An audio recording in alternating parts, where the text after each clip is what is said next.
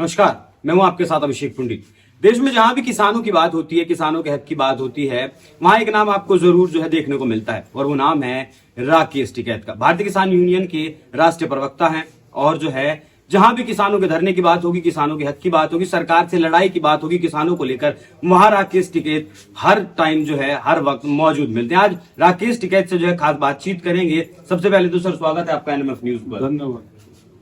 अभी जो है बजट, अंतरिम बजट आया, केंद्र सरकार ने पेश किया है, उसे कितनी आपको उम्मीद थी और किस तरीके का बजट है? क्योंकि अभी आपने कहा कि ये बजट ढकोसला है। देखो, ना तो हमें इनसे अब उम्मीद है जी, और ना किसानों को उम्मीद रखनी चाहिए, ना ये किसानों के लिए कुछ करेंगे। ठीक है, ये तो आंदोलन होगा तो ये देश बचेगा, ये किसानों बचेगा। ये उद्योगपतियों की सरकार है। इस सरकार को एक पूंजीवाद का गैंग इस सरकार को चलाता है। उनकी एक पॉलिटिकल पार्टी है, उसके माध्यम से इन्होंने देश पर कब्जा कर लिया।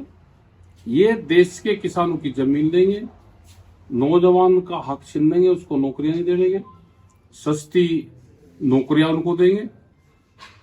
क्योंकि इसी तरह से उन्होंने लेबर एक्ट में संशोधन करा है कि जिससे देश के उद्योगपतियों को सस्ती लेबर मिल सके। जी। तो 2024 का जैसे चुनाव नजदीक है, लोकसभा का चुनाव, सभी पूरे देश की जो है नजर 2024 पर है। तो आप सरकार से क्या मांग करते हैं किसानों के लिए? सरकार से आपको क्या उम्मीदें हैं किसानों के लिए? देखो, किसान से सरकार से कुछ नहीं। आंदोलन अगर ठीक रहेगा तो कुछ जान बच सकती है। सरकार से कोई उम्मीद नहीं। मतलब आपका कहना है कि अगर आंदोलन किसान नहीं करेगा तो सरकार बात नहीं सुनेगी? नहीं सुनेगी। तो अगर जो है ये मुजफ्फरनगर गन्ने की बेल्ट है, अभी जो है मैंने सुना कि 20 रुपए भी जो है गन्ना किसान के लिए बढ़ाए हैं। आपकी कितनी मांग?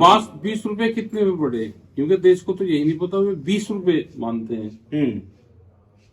भाई, बहुत लोग तो जो खास करके शहर में लोग रहते हैं उनको यही नहीं पता कि क्विंटल में कितने किलो होते हैं। ये 20 रुपए कितने पे बढ़े? हम कोई भी खरीद करते हैं तो वो केजी में खरीद करते हैं जी, और ये बड़े हैं क्विंटल पे 20 रुपए। तो 1 केजी पे कितना बढ़ा? 20 पैसे। 20 पैसे। ये 20 पैसे बढ़े, 20 पैसे पर केजी की बढ़ोतरी हुई है। 20 पैसे पर केजी के और क्विंटल के हिसाब से बात करें तो 20 रुपए की बढ़ोतरी है। तो आप इससे संतुष्ट हैं या इससे ज्यादा और चाहिए था आपको? संतुष्ट हुआ करेगा, ये कोई है 20 पैसे की कोई बढ़ोतरी होती है?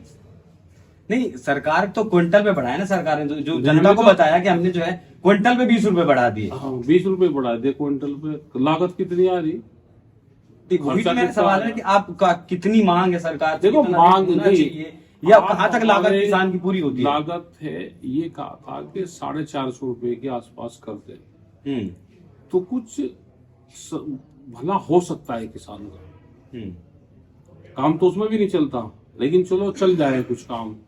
अब ये 20 रुपए बढ़ाए पर क्विंटल, उतनी लेबर कॉस्ट बढ़ेगी, ट्रांसपोर्टेशन बढ़ रही है, तो किसान का कोई गुजारा होने वाला इन चीजों का नहीं है। अच्छा, जो सरकार किसानों के लिए कर रही है उसमें क्या किसान का गुजारा नहीं होगा? क्या कर रही सरकार? तो अब जो है ये बताइए मुझे, आप लंबे वक्त से जो है किसानों के नेता हैं, किसान राजनीति करते आए हैं, तो इस सरकार में किसान की स्थिति बेहतर है या पिछली सरकारों में किसान की स्थिति बेहतर थी? क्योंकि सरकार का कहना था कि आय दोगुनी कर देंगे किसान की। हाँ, तो आय तो दोगुनी हुई नहीं, कर्जा दोगुना हो गया। कर्जा बढ़ा है, फसलों के दाम नहीं बढ़े, और जब तक फसलों के दाम नहीं बढ़ेंगे और कर्जा बढ़ेगा तो किसानों की जमीन बिकेगी। इनका प्लान है कि किसान की जमीन कैसे छीनी जाए। कर्जा आप दोगे, फसलों के दाम नहीं दोगे, किसान कर्जा बढ़ाता चला जाएगा और एक दिन वो अपनी जमीन बेचेगा कर्जा उतारने के लिए। तो अभी भी जो नया बजट आएगा अभी अगले साल, उसमें कर्जा बढ़ाने की बात करेंगे। लोक लुभावन वादे तो इस बार भी कुछ नहीं किए गए। अभी नहीं, ये तो अग्रिम बजट होता है, तो ये तो जब तक इलेक्शन होता है उसको चलाने के लिए ये करते हैं, इसमें ज्यादा बात होती भी नहीं।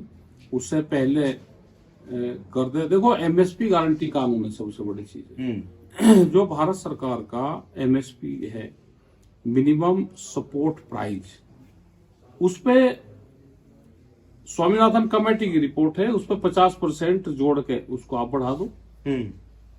उस पर आप गारंटी कानून ले आओ, कि कोई व्यापारी खरीद करेगा या सरकार खरीद करेगी, उसके कम पे खरीद नहीं होगी।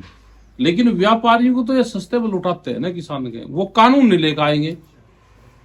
भाई एक सरकार ने एक भाव तय कर दिया, हम कह रहे हैं कि उस पर लीगल कानून बना दो आप कि इसके कम पे व्यापारी जिसको व्यापार करना होगा वो इसके कम पे खरीद नहीं करेगा।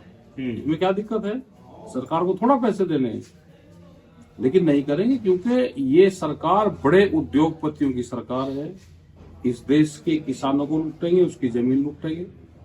जितनी जमीन अब खरीद हो रही है तो व्यापारी खरीद करता जमीन।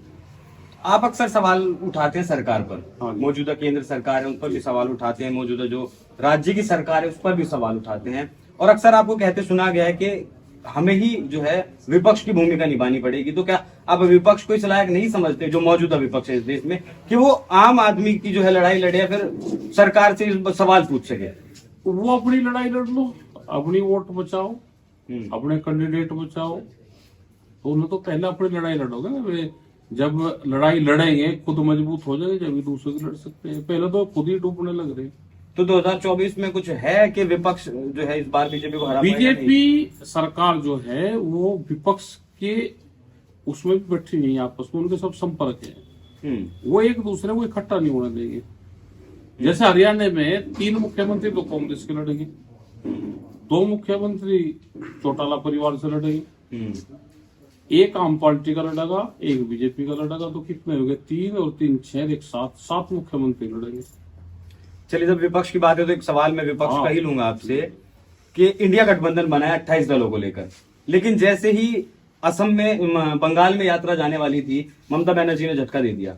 उसके बाद बिहार में आने वाली थी तो नीतीश कुमार ने झटका दे दिया। उसके बाद झारखंड में जब 2 दिन बाद झारखंड में यात्रा जानी थी तो झारखंड से भी बड़ा झटका मिला। तो इंडिया जो अलायंस है, जो मोदी के खिलाफ है, मतलब मोदी को हराने के लिए जो बनाया गया, तो उसका तो जो सूत्रधार थे वही अब पार्टी में जो है अब उस गठबंधन में नहीं है। इतने डरा देंगे उनको कि वे नहीं, डर किस चीज का? अब क्या पता, डर तो भाई, डर तो कहीं गए। भूत देखा कभी किसी ने? अब पूरा देश और पूरी दुनिया भूत डर रहे। तो ये तो अदृश्य भूत है, दिखाई थोड़ा देगा, डरा जाएंगे नहीं। और देखो क्या है कि विपक्ष में भी इनकी विचारधारा चलती है। इस तरह के लोग हैं जो अपनी विचारधारा विपक्ष वालों को भी देंगे। अब कांग्रेस है, बड़ी पार्टी है कांग्रेस, उसको चुनाव टाइम पर आ रहा सर पे हेलीकॉप्टर से सभा करनी चाहिए, चार्टेड प्लेन चाहिए, हेलीकॉप्टर चाहिए, एक दिन में 5-5 सभाएं होनी चाहिए। कोई ना कोई तो विचारधारा होगी कि उनको पैदल लगा दिया कि 3 महीने पैदल यात्रा करेंगे। जिससे नहीं, इस बार तो उन्होंने अपग्रेड किया है यात्रा को, पहले पैदल थे, इस बार बस से हैं। बस से भी कोई, बस से चुनाव लड़ सकता है बस से? तो मतलब कांग्रेस की रणनीति ही सही नहीं है चुनाव लड़ने की। रणनीति क्या है कि उनके वहां पे भी इन्हीं के विचारधारा के कुछ लोग हैं कांग्रेस के अंदर, जो कांग्रेस में भी रहेंगे और काम पार्टी का बीजेपी का करेंगे। ऐसे ही सब पार्टियों में उनकी विचारधारा है। संघ के जो लोग हैं वे मुहिम उससे काम करते हैं, धुएं की तरह नहीं। लेकिन आचार्य प्रमोद कृष्णम एक बड़े नेता थे कांग्रेस के, अब तो वो कांग्रेस से जो है उन्हें निकाल दिया गया, लेकिन वो अक्सर कांग्रेस के खिलाफ बयानबाजी करते थे, राहुल गांधी के खिलाफ बयानबाजी करते थे, और वो ये कहते थे कि कांग्रेस के भीतर कुछ लोग ऐसे हैं जो कांग्रेस को खत्म करने के जो है लिए काम कर रहे हैं। इस तरह के लोग पाएंगे ना। अभी वो कुछ अंदर बैठे हैं, सब पार्टी में है, वे कुछ अंदर बैठे हुए हैं, वे वहीं रह के ही काम करेंगे। कुछ लोग मकान के अंदर रहते हैं, बाहर हमलावर रहते हैं, तो मकान का दरवाजा अंदर से खोलने का भी तो मतलब आप कहना चाह रहे हैं कि विभीषण अंदर घर में है, घर में है। बीजेपी के लोग जो है विपक्ष के अंदर बैठे हैं और वहीं से संघ एक विचारधारा है, वो अदृश्य है, दिखाई नहीं देगी। वो जैसे हवा है ना, हवा भूत की तरह, वो आते हैं, उनकी विचारधारा डालते हैं। तो राहुल गांधी की यात्रा सफल होगी नहीं?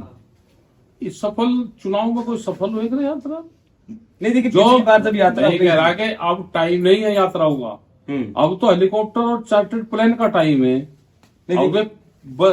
भाई पैदल से बस में कर दिए, बस से कोई सफर होगा नहीं? देखिए, जब पिछली यात्रा की थी तो पिछली यात्रा के दौरान हिमाचल प्रदेश जीता, यात्रा खत्म होती कर्नाटक जीता। तो पूरे देश का चुनाव है, उनको यात्रा रोकनी चाहिए, यात्रा को 6 महीने 7 महीने एक्सटेंड करना चाहिए। और चुनाव का टाइम है, अब हेलीकॉप्टर चार्टर्ड प्लेन लेके पूरे देश में सफाई करनी चाहिए। लेकिन जो जनाधार वाले नेता हैं वो तो लगातार साथ छोड़ रहे हैं। बता तो छोड़ जाएंगे भाई, और छोड़ेंगे। अच्छा, यूपी में कैसी स्थिति रहने वाली है 24 में? मिशन 80 है बीजेपी का, 70 से कम जीतता है। 70 से कम। ये जीतने को तो सारे जीत जाएंगे। नहीं, लेकिन ये आपका आंकड़ा क्या है? आंकड़ा नहीं, हमारा आंकड़ा थोड़ा किसी का। वे तो बीजेपी के कैंडिडेट को जीत का सर्टिफिकेट देते हैं। अच्छा, हाँ, लेकिन ये सारे नहीं देंगे। ये मतलब बीजेपी का कैंडिडेट वोट से नहीं जीतता? ना ना, तो फिर कैसे?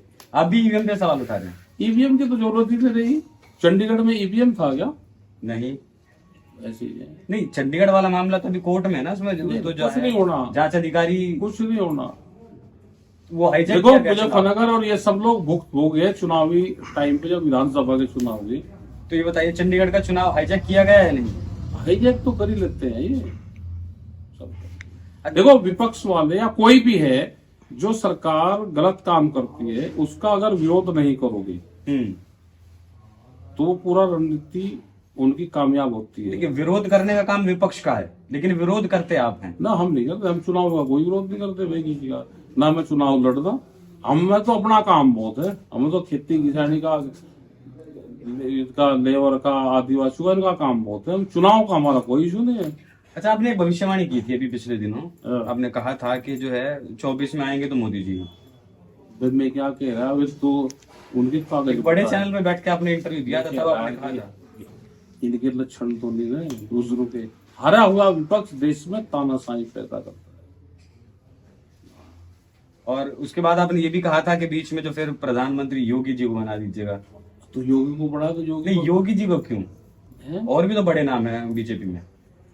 अच्छा भाई, अपने यहाँ का मुख्यमंत्री अगर ये बन जाएगा तो क्या दिक्कत है? तो आप चाहते हैं योगी जी बने? हमारे कहने से कौन लग रहे हैं? वहाँ तो अमित शाह। अच्छा, आप लगातार सरकार को अपराधी बताते हैं। और किसको बताओ? तो वो अपराध क्या है सरकार का? जैसे बिहार में है, बिहार में मंडियां बंद कर दी। वहां अब कोई मंडी बिहार में है ही नहीं कि किसान अपनी फसल ले जाकर वहां बेच सके। सब सिस्टम खत्म कर दिया। यहाँ पे भी पूरे देश में ये मंडियां खत्म करेंगे, जिससे व्यापारी सस्ते में किसानों की फसलों को ले सके। किसको अपराधी बता दो?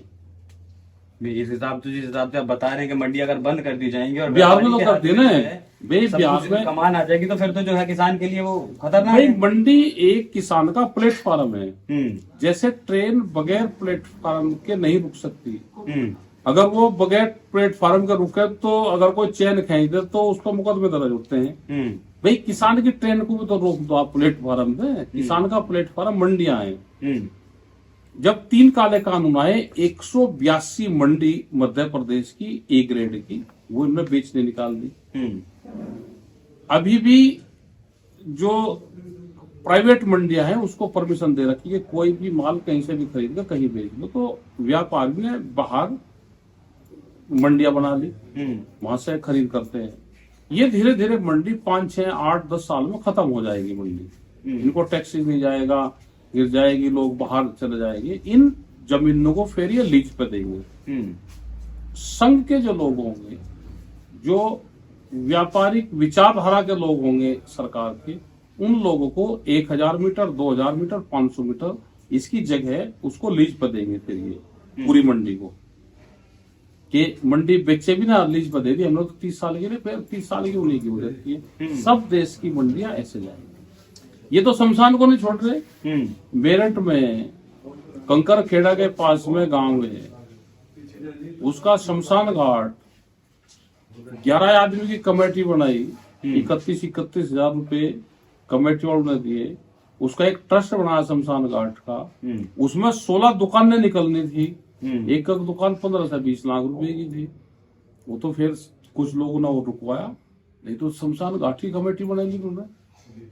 ये देश में कुछ नहीं छूटेंगे। चलिए, अभी 3 साल में पॉलिसी आ रही, सुनो। जिसका किराए के 2 मकान होंगे, 3 वो मकान जाएगा। जो किराए पे किराएदारी से मकान चढ़ा रखा है जिसने, सब मकानों को चिन्हित लग रहे हो। जमीन जाएगी, सब जमीनें सब चिन्हित लग रही है। और किसके पास में पट्टे की जमीन जा रही है। पट्टे की जमीन जो 40-40 और 50-50 साल पहले आया, वो सब पट्टे कैंसिल कर सरकार दे दीजिए, उनको फिर दीजिए पैसे, ये होगा। तो इसके लिए फिर आप क्या कर रहे हैं? क्योंकि तो अगर जो है दिल्ली वाले धरने की बात करें तो उसके बाद कोई बड़ा धरना आपने नहीं किया। अभी नहीं है बड़ा। और फिलहाल के मौजूदा वक्त की अगर बात अभी करें तो ये है कि बिल्कुल गांव जो के है, मंदिर बचा ले हम अपने, अभी मौजूदा वक्त में आप बिल्कुल जो है गांव के elected हैं। मंदिर, हम्म। गांव के मंदिरों पे सरकार के लोग कब्जा कर रहे हैं, ट्रस्ट बना के। वो तो कह रहे हैं गांव कि वालों सौंदर्यीकरण करवा रहे हैं। नहीं, कब्जा सौंदर्यीकरण कहाँ कब्जा कर रहे हैं? ट्रस्ट बनाएंगे, एक शहर का ट्रस्ट बनाएंगे और वो 25 गांव के मंदिर पर कब्जा करेगा। वहां से चिट्ठी जारी करते हैं कि इस मंदिर को हम कर रहे हैं। इनका पूरा टारगेट है कब्जा करने का सब जगह। तो 24 में राकेश टिकैत किस तरफ रहेंगे? हम क्या बता किधर रहेंगे हम? नहीं, आपका भी हम एक किसी अपना को- जो है परिवार है किसानों का, आपका जो हम- यूनियन है उसका भी क्या परिवार बता, है। क्या कहाँ रहेंगे अभी, तो जब चुनाव होगा जब बताऊंगा। नहीं, कुछ वोटरों के लिए संदेश दे देंगे, संदेश दे देंगे, इस पर थोड़ा दिया जा संदेश। तो आप जो है राहुल गांधी को सरकार बताते हैं नहीं अक्सर। नहीं, सरकार तो जो मौजूदा सरकार है उनको, नहीं, राहुल गांधी को भी सरकार बताते हैं उनकी आप। जहाँ जहाँ सरकार है। नहीं, मतलब आप एक राहुल गांधी को लेकर कभी भी आप जब बोलते हैं तो कि राहुल गांधी सरकार है, नहीं। वो खुद में एक सरकार है। उनकी जहाँ सरकार होती है, हर स्टेट में अलग अलग पार्टी की सरकार है। तो आपको ऐसा क्यों लगता है कि जो है मौजूदा सरकार जो है वो तानाशाही की तरफ लेकर जा रही है? अच्छा, आपको नहीं लग रहा? वो तो आप बताएंगे ना। नहीं नहीं, आप बताओ। नहीं, हमारा तो काम जो है आपकी बात जो है आप जो पूछेंगे आप वो बताओ। अच्छा, आप बताओ वोट किसको दोगे?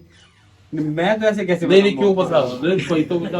अच्छा, आप बताओ, क्या नाम है आपका? अभिषेक पंडित पंडित जी। हिंदू हो आप तो? जी। आप ये भारतीय हिंदू हो या नागपुरी हिंदू हो? नहीं, मैं भारतीय हिंदू हूँ। तो बीजेपी के खिलाफ हो, नागपुर के खिलाफ हो आप? नहीं, मैं खिलाफ ना क्यों किसी नहीं के हो? खिलाफ हूँ, ना भाई, किसी के पक्ष में हिंदू हूँ। दो तरह के हैं, जी। एक नागपुरी हिंदू है हाँ। और एक भारतीय हिंदू। आप कौन से हिंदू हो बता लेकिन दो। नागपुरी हिंदू कोई जैसी चीज है वो तो मुझे आपसे पता चल रही है। नहीं नहीं, आप बताओ ना। नहीं, मुझे नहीं पता, आप बताइए नागपुरी आप हिंदू बताओ, कौन है? आप बताओ। मुझे नहीं पता, मैं तो अभी सुन रहा हूँ संघ सब। वाले हिंदू हो आप, बीजेपी वाले हिंदू हो? नहीं, मैं या- ना मैं बीजेपी का हूँ ना मैं संघ का हूँ। फिर? मैं एक पत्रकार तो हूँ। आपकी आवाज जो भारतीय है, हिंदू आपका होगा। सवाल किसी और तक आप ये पहुंचा होगा, बताओ, किसी और का सवाल है आपके अरे पास। मतलब इतना डरे क्यों? बता देना, दो तरह के हिंदू हैं। मैं भारतीय हिंदू हूँ। बट ठीक है भाई, वो तो मैं आपको पहले ही कहा मैंने इस बात को। मैंने ये बात आपको जो है शुरू में ही कही। अच्छा, जी। तो इस बार का लोकसभा चुनाव क्या से- पता क्या होगा लोकसभा चुनाव में। अब देश में अच्छा, एक चुनाव बात कहाँ हो बता रहे दीजिए, हैं? चुनाव कहाँ हो रहे हैं? आखिरी बात बता दीजिए। हाँ। इस बार जो है बीजेपी ने नारा दिया इस बार जो है 400 पार। नहीं, इन्होंने जो टारगेट बना रखा 300। लेकिन पिछली बार दिया था नारा 300 पार, 303 लेके आए। इस बार 400 पार का नारा दिया भाई, है। तो क्या वो ये जो तो- ये 86 तो- वाला जो ये तो जो इतिहास है वो बदल पाएगा? ज्योतिषी है ये, इनको कहाँ से क्या क्या करना, इन्होंने सब स्क्रिप्ट बनी हुई है। ठीक है, ये 350 से नीचे रहेंगे। 350 से नीचे 350 और यूपी में 70 से कम। 70 से कम। ये 67 और 68 लेकर आएंगे। ये अपने लोगों को भी हराते हैं। अच्छा। जो सा नेता बने हैं ये उसको भी हरावे। जैसे दो लोग थे यहाँ पे, एक थाने भवन से था और एक सरदर से था। संगीत ये सोम और सुरेश हमें नहीं राणा। पता कौन थे, दोनों बड़े नेता बने, दोनों को हराया। बीजेपी ने क्यों हराया? उन्हें तो वोटरों ने हराया ना, वोट नहीं दिए। यहाँ से मतलब जो आप ये बात इशारों में कहना चाह रहे हैं, खुलकर ये ये कह बात रहा है खुलकर कि कहिए ना। क्यों किसी का नाम लो? वो धर्म सिंह सैनी था, वो कैसा आया? हाँ। सहारनपुर आप वाला, बताइए वो तो सहारनपुर कैसे- वाला विधायक आप कैसा बताइए वो था? तो कैसे आ रहा? बिजनौर से 3 आ रहे, यन से आ रहे। खुलकर बताइए। बताया क्या भूल गए? 350 देश में लोकतंत्र नहीं है, हम्म। कोई इलेक्शन कमीशन नहीं है। हम्म। हारा हुआ कैंडिडेट भी बीजेपी के ऑफिस में जाकर ज्वाइनिंग करता है। जब हार जाता है तो हार के तो आदमी को घर जाना चाहिए। वो कहे मैं हार गया भाई, मेरी जान बचा दो, मुझे बीजेपी और ज्वाइनिंग करवा दो। अच्छा। अभी और ज्यादा हालत खराब होगी देश में। मौजूदा हालत जो है वो खराब है, आप कहना चाह रहे हैं? क्यों नहीं खराब है? सही है आप बताइए वो तो। भाई, धार्मिक बात करते हैं और बेईमान। चलिए अब धार्मिक बात आई पे आई धार्मिक तो बात मैंने एक करते आपका हैं। जो है कि जो है शो देखा था जिसमें हाँ। राम मंदिर का पीछे फोटो लगा था और आप एंकर पर बहुत बुरी तरीके से भड़क गए थे। तो मंदिर का क्यों लगा रहे हो? नहीं, लेकिन उनका टैगलाइन था कि मुख्यमंत्री को लेकर उनका टैगलाइन था कुछ। मुख्यमंत्री का मंदिर से क्या तो संबंध? आप जो है अयोध्या जाएंगे राम मंदिर तो के हम दर्शन जाते करने? हैं। अक्सर जाते हैं। हाँ, जाते हैं। तो अब जब जैसे नया मंदिर बना तो जाएंगे? नया कहाँ बना? वो तो प्लास्टिक का, वो जो जो फ्रेम लगाए ना उसपे, वो जैसे बैंकट हॉल पे लगाते हैं प्लास्टिक वाले, फाइबर वाले वो लगाए। नहीं, फाइबर चंदा वाला पूरे ऐसा नहीं ऐसा नहीं। आप गए? हाँ मैं गया हूँ। और उनकी दीवारें देखिए। नहीं, वो जो फाइबर है वो चारों तरफ जो बाउंड्री की हुई है वो फाइबर है। क्यों मायावती की तरह पत्थर लगा देते रहे? कोई चंदा कम है?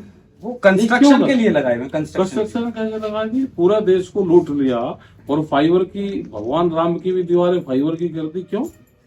पत्थर का लगा देते ना। अंदर तो मैं नहीं गया, आप हमारी जब एंट्री जाओ- 22 तारीख में नहीं थी, 21 तारीख तक अब हमारी जाके entry थी। देखना, वो पूरी दीवारें वहाँ फाइबर की है जो डिजाइनिंग है। चंदा पूरे देश से, दुनिया से ले लिया। चलिए, मैं धार्मिक सवाल पूछना तो नहीं चाह रहा था, लेकिन ना, आपने पूछना धार्मिक सवाल की बात की तो जो है हम राम मंदिर का जो ये लहर है या जो प्राण प्रतिष्ठा की गई है, बीजेपी को चुनाव में फायदा मिलेगा या नहीं? अरे राम मंदिर तो एक बहाना है। वो तो वे जो अधिकारी रहते हैं वे देते हैं फायदा। तो ये कहेंगे कि वोट हमको वहां से मिली और हम जीतेंगे फर्जी तरीके से। मतलब राम मंदिर का फायदा नहीं होगा बीजेपी को? ये कह रहा है कि फायदा नफा नुकसान तो इनको उससे क्या देना राम मंदिर पे। अभी ज्ञानवापी का भी मामला शुरू हुआ है। ये सब चलते रहेंगे ऐसे ही, उलझा कर रखेंगे। तो 24 तक ही चलेंगे या बाद तक भी चलेंगे? चलते रहेंगे तो 32 तक चलेंगे। 32 तक? 32 के बाद में डाउनफॉल आना शुरू होगा इनका। मतलब 24 के बाद अगला चुनाव 29 में है, तो फिर 32 में कैसे? बता दें अगला विधानसभा चुनाव 32 में होगा। इतना लंबा नहीं, इशारों में बता रहे हैं आप, जो है खुलकर बताइए ना थोड़ा सा। बता देंगे। अच्छा चलिए ये बता दीजिए, इंडिया गठबंधन को उसका नुकसान होगा? प्राण प्रतिष्ठा का जो न्योता अस्वीकार किया गया वोटर के लिए, देखो उससे कोई फर्क नहीं पड़ रहा किसी भी चीज से। ये तो एक बहाना है। सबके घरों में मंदिर है, जो जिस धर्म में कस्टम में रहता है उसको सब मानते हैं। ऐसा नहीं होगा कि जो राम को नहीं मानता तो वो हिंदू नहीं है। नहीं, कोई कृष्ण को भगवान को मानता है, कोई शिव परमात्मा को मानता है। हमारे सब गांव में शिवालय और मंदिर बने हुए हैं। सब लोग पूजा पाठ करते हैं। तो पूजा पाठ को पार्टी से मत जोड़ना। कोई सरकार के साथ में नहीं है तो ऐसा थोड़ा कि वो हिंदू नहीं रहा। चलेगा? अभी तो कहा कि हिंदू दो तरह के हैं देश में। नहीं, वो दूसरी तरीके की हिंदू, लेकिन आप बता नहीं रहे ना कैसा बता है। तो मुझे तो सिर्फ भारतीय हिंदू का पता है। नागपुर का जो हिंदू है उसका मुझे नहीं पता, वो बता दीजिए। नागपुरी दर्शक भी देख लेंगे। नागपुरी हो सकता है बहुत से दर्शक ऐसे हो जिनको नहीं नया पता। हिंदू बना है वो नागपुरी हिंदू है। नया हिंदू मतलब 2014 के बाद जो हिंदू बना, जो भी बन रहा है कुछ जो वैचारिक, या फिर 2019 के बाद जो बना? नहीं। हाँ, अभी जो सरकारी जो हिंदू बन रहा है, जो सरकार के अनुसार हिंदू बन रहा है वो नागपुरी हिंदू है। विचार नहीं बताएंगे आप? नहीं, हमें क्यों बताओ खुल के भाई। जनता को समझ आना चाहिए ना। समझ जाएगी जनता तो समझ जा सकती। चलिए, एक आखिरी सवाल, सरकार से क्या अपील करेंगे, क्या कहेंगे, क्या किसानों की मांग रखेंगे? एक आखिरी सवाल सरकार से है कि एमएसपी गारंटी कानून सरकार लेकर आए। बस अभी तो वही करवाए तो उससे कुछ फायदा हो जाएगा। ठीक है, तो ये थे हमारे साथ राकेश टिकैत, जो है भारतीय किसान यूनियन के राष्ट्रीय प्रवक्ता। इनसे हमने जो राजनीतिक बात की, धार्मिक मुद्दों पर भी बात की, 2024 के लोकसभा चुनाव को लेकर भी बात की, और बेबाकी से इन्होंने हर सवाल का जवाब भी दिया। भले ही जो है कुछ बातों को इन्होंने गोलमोल जरूर किया, इशारों में कुछ जो है समझाया भी, लेकिन इनसे हमारी एक खास बातचीत आपको कैसी लगी, अपनी राय हमें कमेंट कर जरूर बताइएगा। नमस्कार।